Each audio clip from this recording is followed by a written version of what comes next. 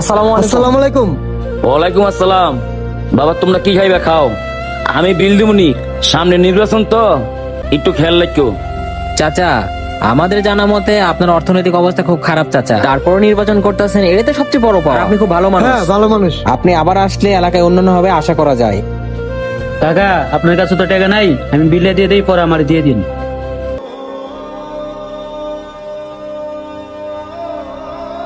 কাকা টাকা রাখেন। তোমাদের প্রতি আমার বিশ্বাস আছে। ঠিক আছে চাচা, আপনি কোনো চিন্তা করেন না। ঠিক আছে কাকা, ইনশাল্লাহ আপনি কোনো চিন্তা করেন না। ঠিক আছে কাকা। দেখেন চাচা নির্বাচনের মাঠে নামছে, অথচ পকেটে 1 টাকাও নাই।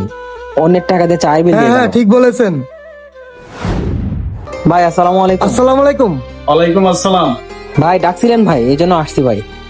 ও তোমরা আসো, বসো। যার জন্য তোমাদেরকে ডাকছি, তোমরা তো জানো আমি নির্বাচনে দাঁড়াইছি। আমি চাই তোমরা আমার সাথে কাজ করো, কাজ করে আমাকে নির্বাচিত করো। আসলে ভাই নজরুল কাকা তো অনেক পুরনো মানুষ, আর এলাকায় তার ভোটার সংখ্যাও বেশি। জনগণ মনে করে সে নির্বাচিত হয়ে আছে। এখন তারে নামাইতে হলে ভাই জানেনই তো ভাই কি লাগবে।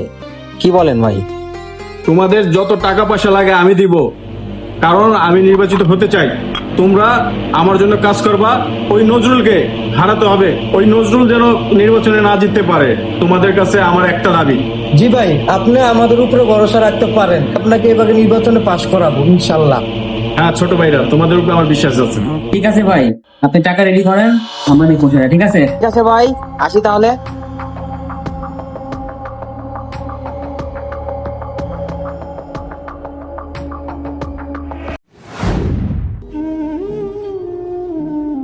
কি ব্যাপার ভাই, আপনার চাচা তো নির্বাচনে হাইরা গেল।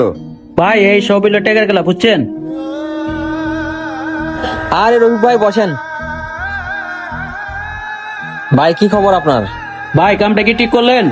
ভাই কাম ঠিক বা ঠিক এটা আমরা বুঝি না, সব তো টাকার খেলা, বোঝেন নাই? আপনার চাচা তো টাকা খরচ করতে পারে না। টাকা খরচ করলে তো সেও নির্বাচিত জিততো, কি বলেন? অবশ্যই হ্যাঁ ভাই, টাকা কি না হয়, টাকাই আম সব। তোমার কাকার কাছে টাকা নাই, তাই হাইরা গেছে। সুজন ভাইয়ের কাছে টাকা ছিল, সে জিতে গেছে। টাকা আছে যার, এই সমাজে সম্মান আছে তার, আর এটাই বাস্তব।